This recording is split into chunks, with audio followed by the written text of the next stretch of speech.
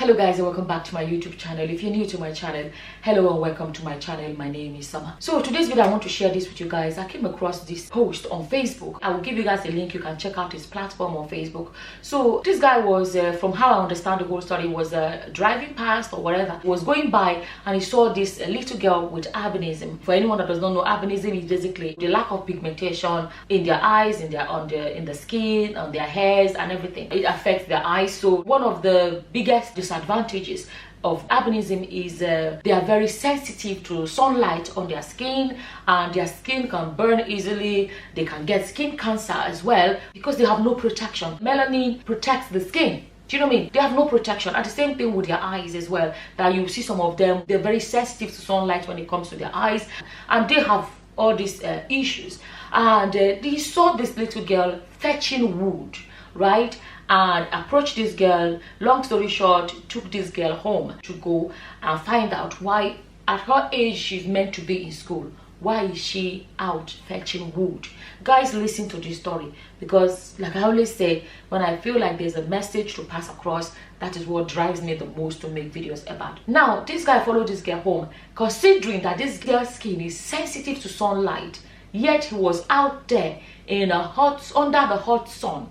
If you have never been to Nigeria, I can't explain to you how hot Nigerian sun can be. So under the hot sun that he is supposed to be hiding from or protected from. Typically, a lot of people with albinism would avoid direct sunlight on their skin, you know, during the daytime. I remember when I was in secondary school, and one girl that was my friend, you know, she in my class that had albinism, she used to go home with an umbrella because of that. And luckily she's from an educated family and they were not poor family. You would always see her, she looked after herself and she was beautiful. I'll never forget her. Irene, in case you never know, it's a small world, hopefully she finds me. And I'm talking about Imagwero College. So if there's any Irene that grew up in Edo State in Benin City that is watching this and you went to Imagwero College, you know I'm talking about you. So anyways, and she used to hold an umbrella, and there was one thing I noticed about her skin was beautiful.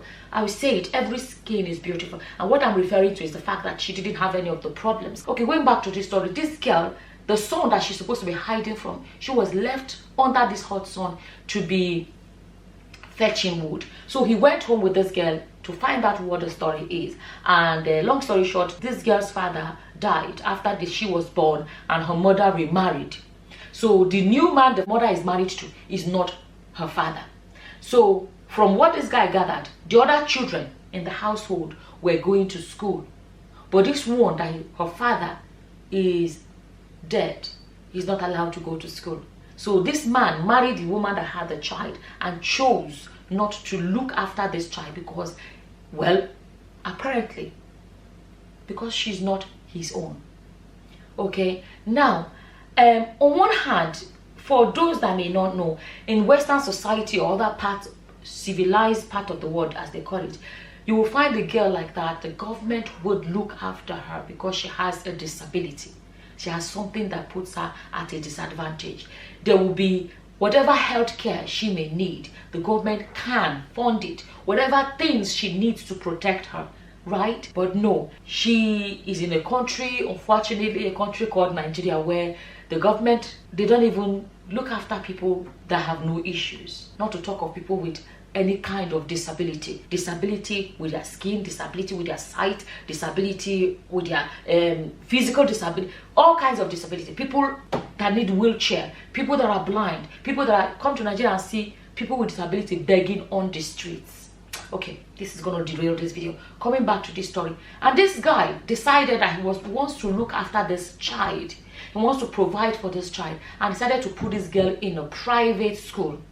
And he provided free transport to take this girl to school every day, because he said so she will not be exposed to too much sunlight. She will be protected under this. Bought her school bags and uniform, everything she needed.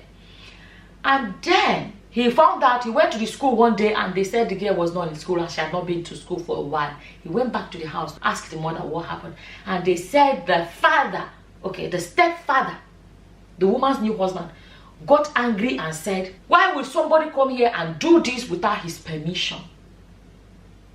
Without his permission. You know, this also is your of some Nigerian men. Some. You know that thing about headship that I've used to destroy some of our men. Something good has come to this child that this man does not want to do for this child. And he is using the so-called headmaster, to say that they did not ask his permission before doing something good for this child that he has chosen not to do something good for. For that reason, he stopped this child from going to school. A lot of churches have to be careful how they preach that word head in their churches. It's generating problems like this. A lot of cultures have to stop telling women that you're a woman, you do not have a say. At the same time, I want to speak on the area of women not being financially independent. I made a video not too long ago about how we have to change the way we raise our children. We raise boys and raise them to make it, but raise our girls to grow up and find a man that has made it to marry. So this leaves our girls at a disadvantage. Why can't we raise our sons and our daughters to grow up to be financially independent? A woman can marry and say, okay, I want to be a housewife. That's not a problem. But if she has a degree or a training or something that, when push comes to shove, she can look after herself. In this case, we're looking at a woman that was married to a man and she had nothing. Nothing. The man was all she had. And then the man died. She had nothing because she was not raised to be independent financially. And now, she now is waiting mercifully. She's now waiting for a man to now come and marry her. And then because this man married her as a nobody, because she has nothing. You know that's how they see them. You're not born. Right? And then he married her. He now gets to be Lord and Master over her life and the life of her innocent child that does not have a father. And that's what gives this man the rights to fund the education of his own children and not the education of the other man's child, of the dead man's child. If that woman was financially independent, when her husband died, she would have been able to maintain a lifestyle that whether a man comes into her life or not, she can fund the education of her own child. But unfortunately, she cannot fund the education of her own child because she's not financially independent. Let me tell you, if this woman has a job and the man says, I'm not going to look after that one, she can say, I can do it at myself. So at the end of the day, when we raise our daughters not to be financially independent, we are affecting generations. We don't know. We see, unfortunately, we make the big mistake of not realizing the importance of raising our daughters to be independent financially.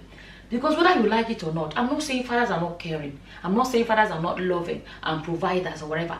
But believe it or not, the percentage of mothers that will carry their children on their heads are more than the percentage of fathers that will carry their children on their heads. Not too long ago, I shared a video here about a man that was suffering and was poor, and a particular organization decided to donate money to him because he had 7 children, to donate money to help bring him out of poverty. And this man, NGO, I made a video about it, and this man, with that money that this NGO gave this man, do you know what he did? He used that money to go and marry another wife.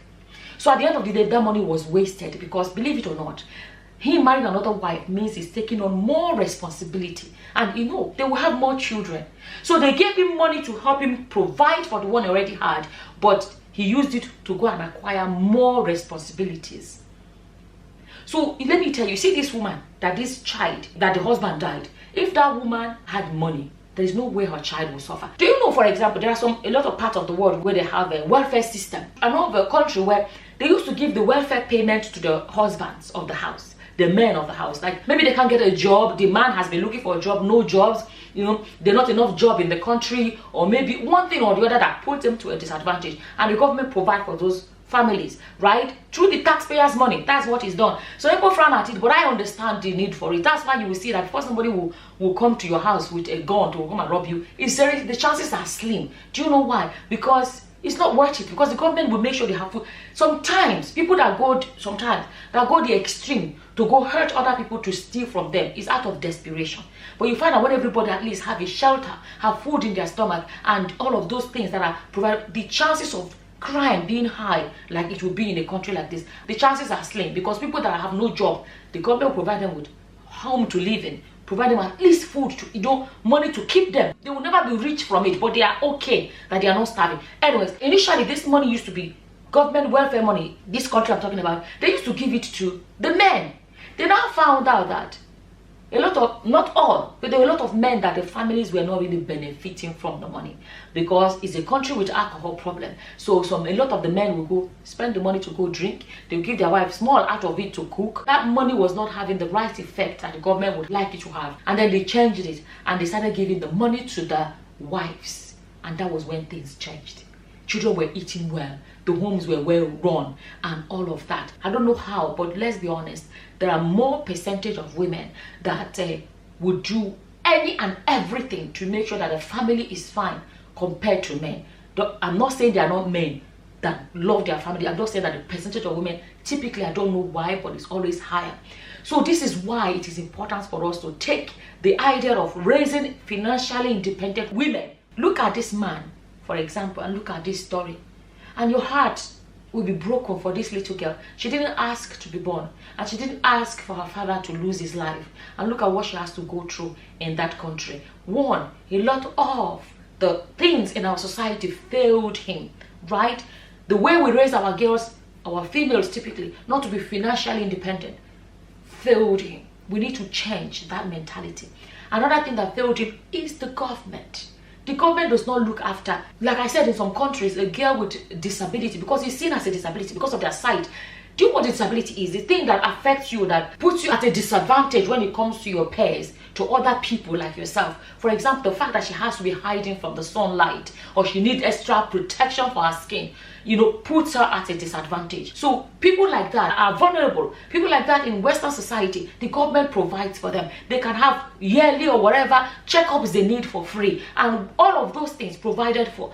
And unfortunately, our society is not like that. So our government has failed her. And then the way we raise our men to be held on questionable heads,